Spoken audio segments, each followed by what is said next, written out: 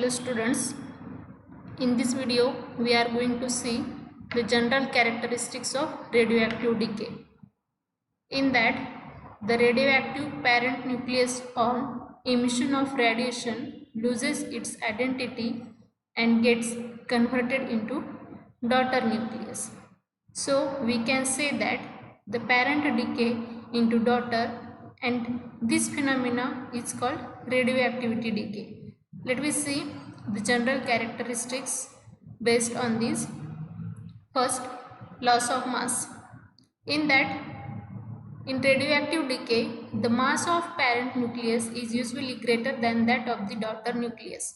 So, the radioactive decay is accompanied with the loss of mass. The lost mass appears as energy according to Einstein equations, and we know that Einstein equation E is equals to m into c square. In that equation, the energy will be liberated and is shared between the emitted particles and daughter nucleus. So we can see that the recoil energy of the daughter nucleus, due to this the radioactive sample is warmer than the surrounding. Another liberated energy is shared between the emitted particles and daughter nucleus is the energy associated with the emitted particles. So in that we can see that the alpha particles means alpha decay, only one particle gives, namely alpha particle is emitted by the radioactive nucleus. So the alpha particles emitted by a given radioactive nuclei are usually monoenergetic. It means that the particles emitted by a given parent possesses same energy, and which is characteristics of the parent nucleus. In case of beta decay, along with the electron and neutrino is emitted, and the energy is shared between the electron and neutrino. This is the first characteristics of radioactive decay, that is the loss of mass. Let me see the second characteristics, that is range and specific ionization of the emitted particles.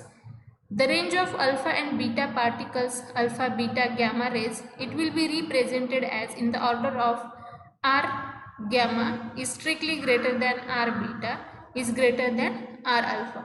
This is the range of emitted particles, that is alpha, beta and gamma.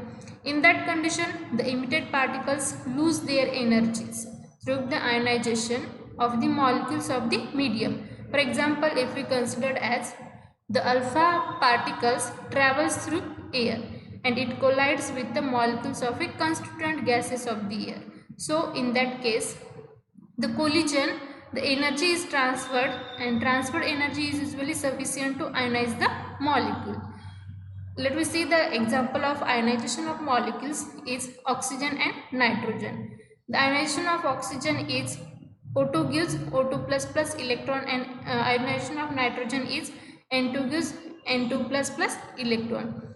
These two ion pairs, in that case the emitted particles covers in a medium and is called the specific ionization, and this ionization power is represented I of a different radiation in order is given as ionization of alpha particle is greater than ionization of beta particles is strictly greater than ionization of gamma particles.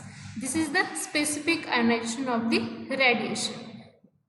This is the second property, second characteristics, range and specific ionization of emitted particles, that is alpha, beta and gamma particles. Let me see the third characteristics, nature of path. In the nature of path, we considered as the alpha, beta particles are passed in saturated with the water vapor.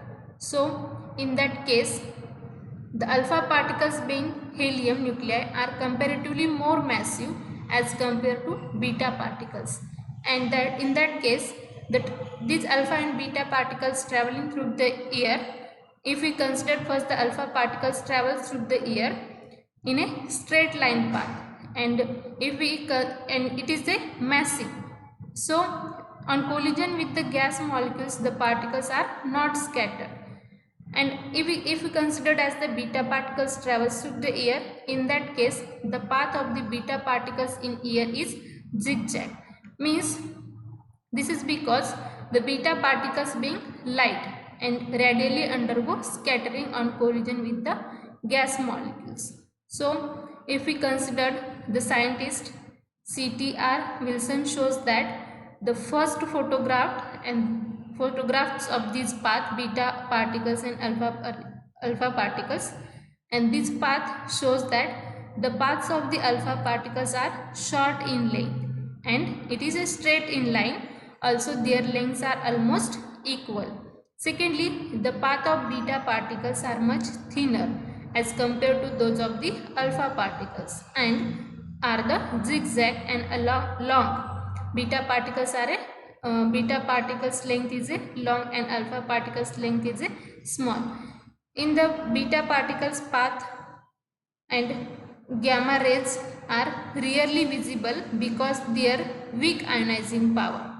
This is the second nature of third characteristic of the radioactive decay, that is nature of the path. Let me see the fourth property, physical and chemical changes. In that, besides ionizing the medium through which alpha and beta particles travels, the energy associated with them is also sufficient to break the bonds in the molecules of the medium, and this is result in the formation of highly reactive free radicals. So these species initiate chemical reactions which are studied under radiation chemistry. Besides the chemical reaction, the passage of alpha and beta and produce some physical changes which are also studied in radiation chemistry. These are the four characteristics of radioactive decay. Next, we can see that the decay kinetics. In the decay kinetics, we consider at the parent and daughter. The decay of parent and daughter nuclei obey the expression for the first order reaction, and it provides the daughter from a non-radioactive, and parent is a radioactive and daughter is a non-radioactive. If we considered as the daughter is a radioactive, then the expression has to be modified and resulting expression becomes very complicated. So the daughter which is formed is a non-radioactive, and this is especially true in natural radioactivity where we come across a sequence of parent-daughter relationship.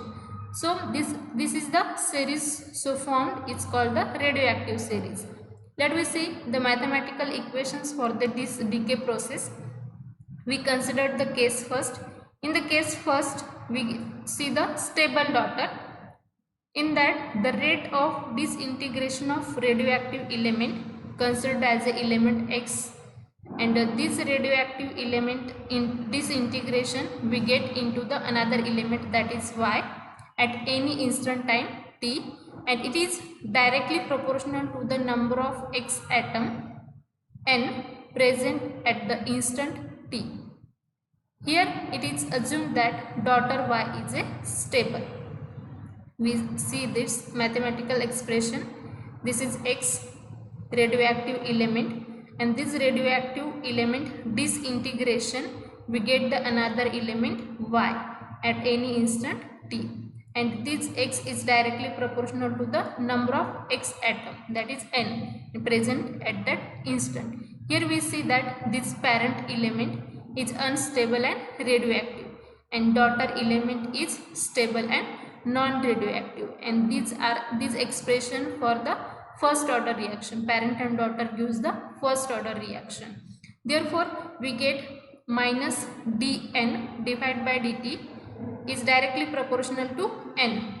This will be represented as minus dn upon dt is equals to lambda into n. Here the negative sign which is indicates that this integration proceeds, the rate decreases, and this is because of n, that is the number of X atom is decreases, and here we can see that this lambda is the proportionality constant. Then rearranging this equation 2.7, we get the new equation, that is minus dn upon n is equals to lambda into dt. Simply this dt is multiplied by lambda and n is divided by dn. So we get the equation minus dn upon n is equals to lambda into dt. Integrating this equation on both sides, and we get the new equation, that is integration of minus dn upon n is equals to minus integration of dn upon n. Here the minus sign is outside the integration we take, and we get minus integration of dn upon n is equals to this integration of lambda into dt. Again here this lambda is take outside the integration, and we get lambda integration of dt, and overall we get the equation, the integration of this dn upon n is ln of n, and minus n is as it is, minus ln of n is equals to integration of here the lambda as it is, and integration of dt is t plus constant c. C is the constant of integration at a time t is equals to 0. Here we considered again, here this n, we know that what is n. N is the number of x atom present in that instant. This n is considered as n0, means the number of x atom present at initially at t is equals to 0, and this equation 2.9 it becomes represented as minus ln n0 is equals to c, means here we considered as the t is equals to 0, means 0 multiplied by lambda we get 0, and n is considered is equals to n0, therefore ln of n0 is equals to c. This is the equation number 2.10. Substituting this equation 2.10 in equation 2.9, that is in that equation, this ln of n0 is equals to c, means value of c we put in the equation 2.9. So we get minus ln n is equals to lambda t minus ln n0. If we solving this, therefore minus ln n plus ln n0 is equals to lambda t. This right hand ln n0 take in left hand side. Here the minus, in left hand side it will be positive. Therefore again we get ln n0 upon n. This n0 upon n is equals to lambda t. Therefore we again get ln n divided by n0 is equals to minus lambda t. This is the equation number 2.11, and we get n, that is number of x atom, is equals to n0 into e raised to minus lambda t. And changing the base of logarithm in equation 2.11 and rearranging, we get the new equation, that is lambda is equals to 2.303 divided by t log into n0 upon n. Changing the base of the logarithm, and we get this lambda is equals to 2.303 divided by t log of n0 upon n. Then we considered as the equation 2.8. We know that equation 2.8 is minus dn upon n is equals to lambda into dt.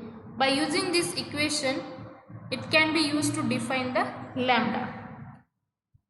It can be used to define the lambda, and we know that what is lambda? Lambda is the proportionality constant. It means that the minus dn upon n, which is represents the fraction of total number of atoms that disintegrate in time dt. And if dt is unity, then this fraction becomes equal to lambda, that is decay constant. And what is decay constant? Let me see the definition of decay constant.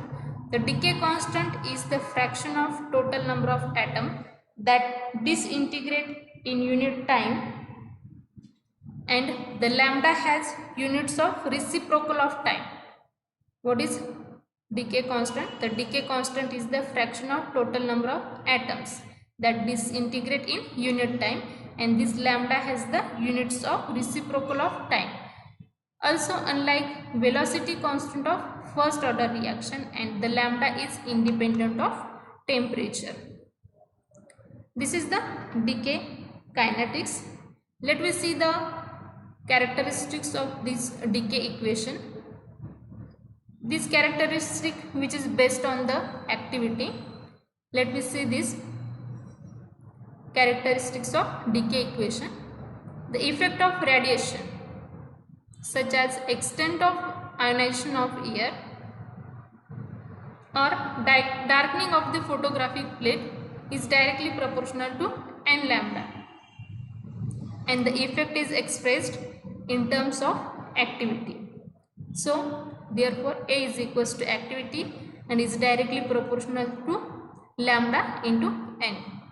This activity is represented as C, that is proportionality constant, and this is depends on the nature of the detecting instrument. Here A is equals to C into lambda into n, C lambda n, and this C is the proportionality constant. So we considered the geometrical arrangement of the sample and detecting the instrument. In a given experiment, we considered the conditions are kept to be unaltered, and hence the equation becomes A is equals to lambda into n. In the geometrical arrangement, we considered the sample, and this sample which is detecting in the instrument, and this is in this experiment we consider as the unaltered, and this equation it will be represented as A is equals to lambda into n. So the activity which is measured in terms of count per unit time, and the variation of activity versus time is shown in here, the graph of activity versus time. In this graph we can see that the nature of the graph in terms of activity equation, that is equation 1.12. we know that what is equation 1.12, lambda is equals to 2.303 divided by t log into n0 upon n. By using the equation, lambda is equals to 2.303 divided by t log of n0 upon n. By using this equation, the activity it will be represented as lambda is equals to 2.303 divided by t log of a0 upon a, and in this equation a0 is the initial activity, and we already seen that the n0 is the initial amount. n0 is initially number of x atom is present, same as a0 is initial activity, that is activity of the given radioactive sample, and where t is equals to 0. So rearranging this equation 2.15, and it gives the log of a0 upon a is equals to lambda upon 2.303 into t. Therefore we get the equation is that log of a0 minus log of a is equals to lambda upon 2.303 into t. Therefore we get log of a is equals to minus lambda upon 2.303 into t plus log of a0. In this equation, this a0 is fixed, and therefore this equation which is in the form as y is equals to mx plus c. So if we plot the graph of log of a versus time t, we get a straight line graph. We get a straight line graph and get a slope is equals to minus lambda upon 2.303, and in that condition if we find out the lambda, we get that is minus slope into 2.303, that is we get the decay constant, and this is the characteristics of decay equation. Let me see the half-life period. The definition of half-life period is that the time required for disintegration of 1/2 the original amount of the radioactive element is called half-life period. and by using this definition is said to be t is equals to t half and n is equals to n0 upon 2. We know that what is n0? N0 is the number of x atoms initially present and we considered as the half-life period, means n is equals to n0 upon 2 and t is equals to half of time, that is t half, time required for the disintegration of one half the original amount of radioactive element. So substituting this value in equation number 2.12. What is equation number 2.12? Lambda is equals to 2.303 divided by t log n0 upon n. Put in that n0 upon n, means n value is n0 upon 2. Let me see the equation.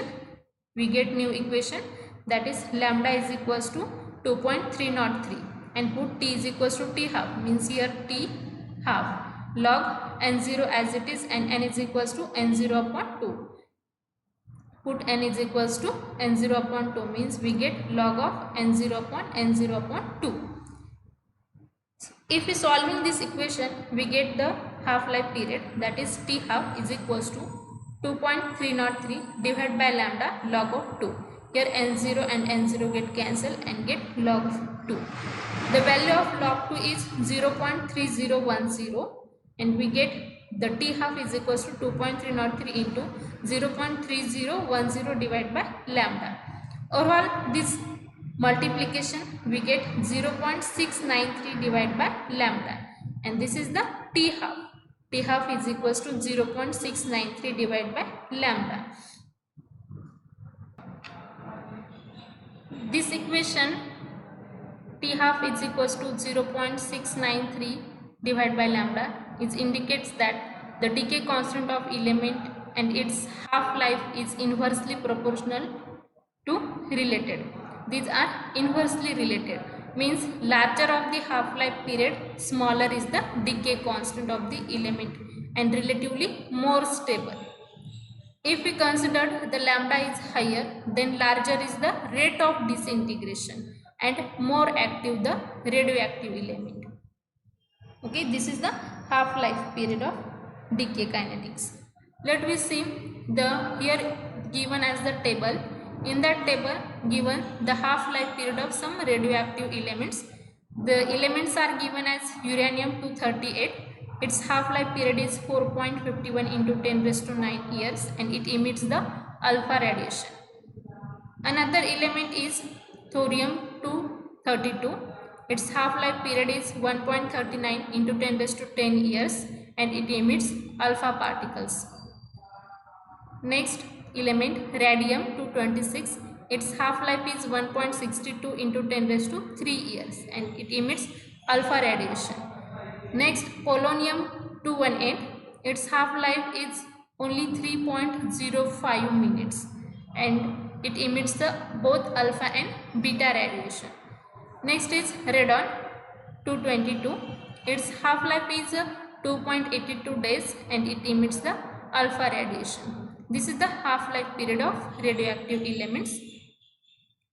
The half-life of some radioactive elements remains unchanged even if the temperature and pressure and the chemical environment around the radioactive nuclei are drastically changed.